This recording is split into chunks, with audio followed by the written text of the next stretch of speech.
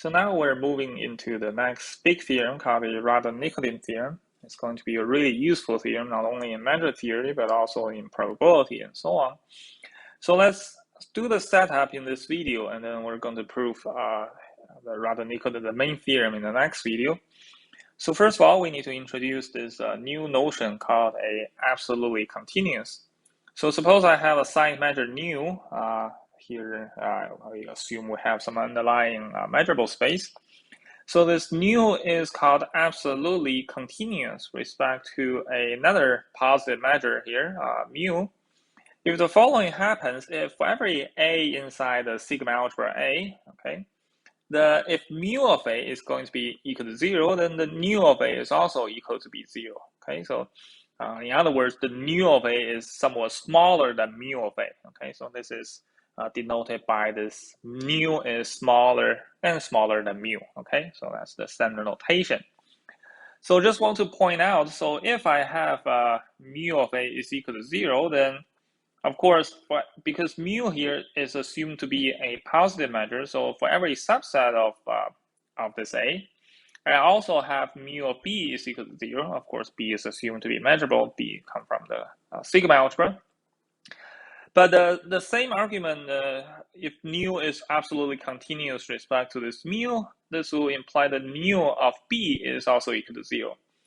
So in other words, every subset of this A is going to have nu measure 0. Okay, so in other words, by definition, A is just a new null set.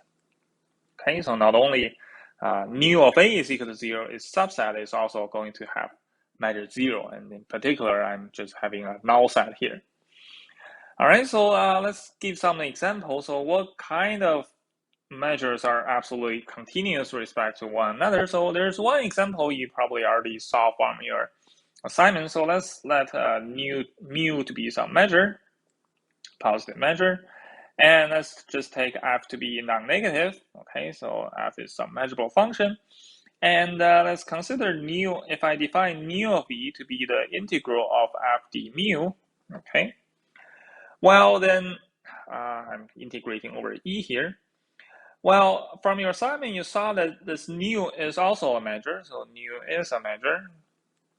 And moreover, if I have mu of E is equal to 0, in other words, E is a mu null set, then any integral on a null set is going to be 0, okay? So this integral of f d mu over this null set is going to be 0. So in other words, the nu of E is going to be equal to 0, okay? So in other words, this way, by doing the integral, I construct a new measure. This new measure is always absolutely continuous with respect to the original one, with respect to mu, okay? So roughly speaking, the Radon-Nikodym theorem is proving the converse. Suppose I have some measure that's absolutely continuous with respect to mu, then this measure is always constructed as an integral. Of course, we need to put some restriction on this measure. They need to be sigma finite, okay? So that's what we're going to prove. So to prove this, to prepare us for the proof of the main theorem, so I want to do a little bit technical lemma in this video. So let's suppose I have two, let's not do sigma finite, but just finite measures. Okay, so I have some finite measures. So here, by measure, I always mean positive measure. So unless I say sign measure, it's always positive. And suppose I have nu is absolutely continuous with respect to mu. And let's suppose the nu is not equal to 0. Okay, let's suppose that. Well, then the claim is that there exists a f that's measurable, and the integral of this f with respect to d mu is going to be bounded above by the nu of E for all E. Okay, so for all E in the sigma algebra. So here I should say on some measurable space X and A, and E is in the sigma algebra A. And well, this is not surprising. For example, you can just take f to be the 0 function. Okay, of course this happens. But when nu is non-zero, I can actually make sure I pick an f so that the integral of f is strictly greater than 0. Okay, so I cannot use the 0 function here. I have something strictly non-zero, okay? So let's prove this lemma, okay?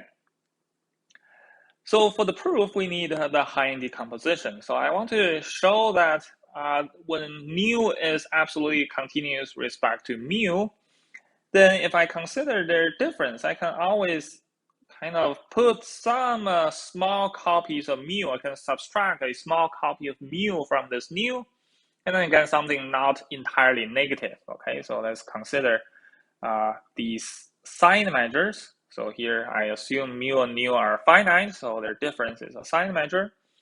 And we let their Hahn decomposition to be Pn and Nn, okay? So Pn is the positive, Nn to be the negative. So this is the Hahn decomposition. All right, so first of all, let's observe something. So first of all, because mu minus 1 over n of mu, the nn part is a negative set. So in particular, this is going to be less than equal to 0. So the nu of each of these nn is bounded above by 1 over n times mu of nn. Okay, so here I assume they're both finite positive measures. So nu of nn is at least 0. Bounded above by 1 over n times mu of nn, which is further bounded above by the mu of the entire set x. Okay, so here mu of x again is finite. Well, so if you let n to be their intersection, so let intersection of n equals to n, then the nu of n is going to be greater than or equal to 0, but bounded above by, well, first of all, by mu of nn, and each one of them is bounded above by 1 over n times some finite number. And as n goes to infinity, the 1 over n times that is going to 0. So we have the nu of the set n is going to be equal to 0. Okay, so that's the first part. So I want to show that one of these Pn will give me a non-zero mu measure. Okay, so I want to claim that there exists an n such that mu of Pn is strictly positive. Okay, so assume otherwise. If I cannot find such an n, then mu of each of these Pn is going to be equal to 0. So in particular, if I take the union of the Pn, that's also going to be 0. And because in the Hahn decomposition, the Pn is just the complement of the Nn, so the union of Pn is just the intersection of its complement and the whole thing complement. In other words, this is just mu of the n complement. Okay, so mu of n complement, that's a 0 measure. Because I now have an absolutely continuous, nu is absolutely continuous, so that just implies the nu of this n complement is also equal to 0. All right, so now I have nu of n is equal to 0, nu of n complement is equal to 0, so while nu is assumed to be a positive measure, so this should imply nu of the entire thing is equal to 0. Well, that just means nu is equal to 0. Well, but we made our assumption here where I assume that nu measure is non-zero, okay? It has somewhere that's non-zero, so this is a contradiction. Okay, so here I have a contradiction to the red condition we have. All right, so in other words, basically we prove this claim. Okay, so I can find it, and so that mu of Pn is at least non-zero. Okay. So now let's construct our function. So let's just let the function f to be 1 over n times the characteristic function of Pn. Okay, so on Pn, I have 1 over n of mu is less than the nu measure. So let's just take the positive part and forget about the negative part. I want to show that this f works. Okay, so f is clearly measurable. Let's consider the integral on some set e of d mu. Okay. While there's this integral on e of 1 over n times the characteristic function d mu. Well, this is just integrate the characteristic function of e intersect Pn, so this is 1 over n times mu of e intersect Pn, all right?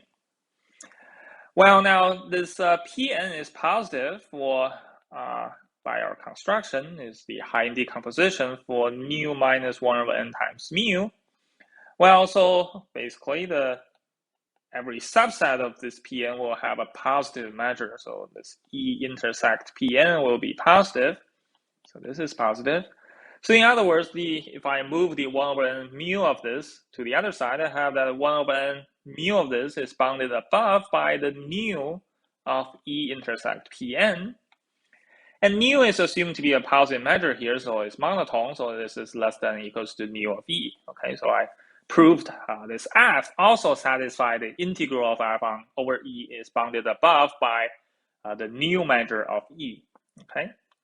And now the integral of f d mu itself, the integral over the entire set, is just simply the 1 over n times the mu of Pn.